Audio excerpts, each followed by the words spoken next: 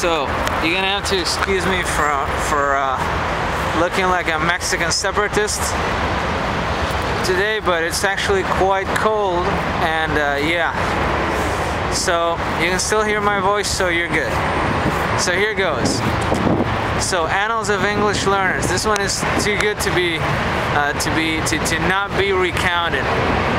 Two of them. The first one is, well, you guys remember the instances of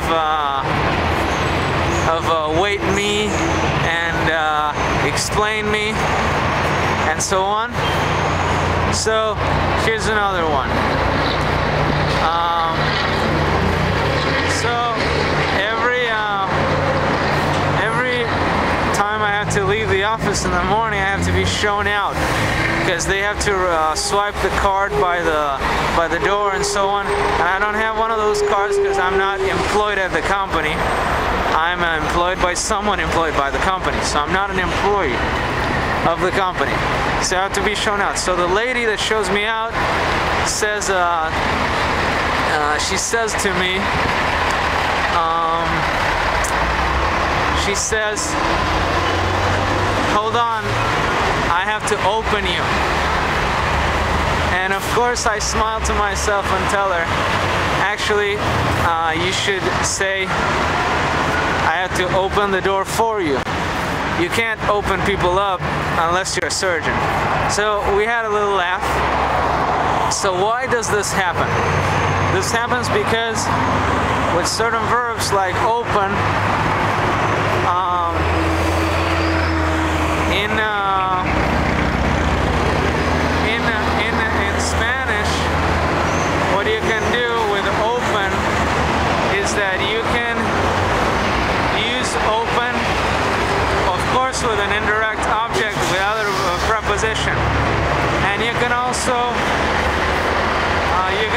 drop the direct object, the door, in this case, when it's obvious. So instead of open the door for you, you would say quite literally, open you. And what would be inferred from that would be open you the door. So in Spanish, you would put the indirect object directly after the verb.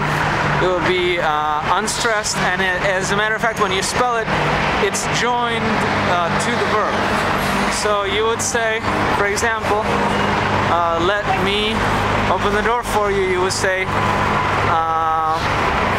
déjeme abrirle la puerta, formally, and informally, déjame abrirte la puerta. So that's the origin of open you.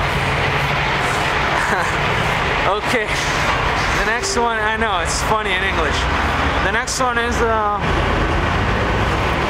and this is really good because it's also funny, and it's the funny ones that you remember.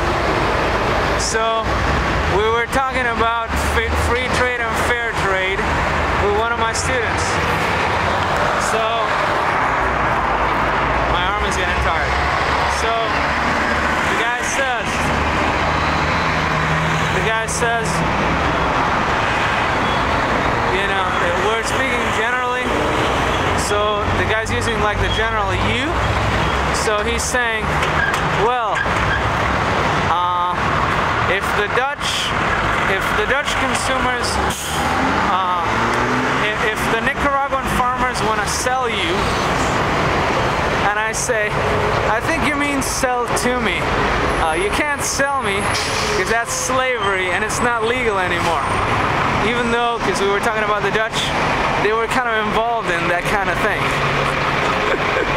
In selling me, you know, if I happen to live in Africa. So that's the story of open you and sell them. All right, catch you guys later.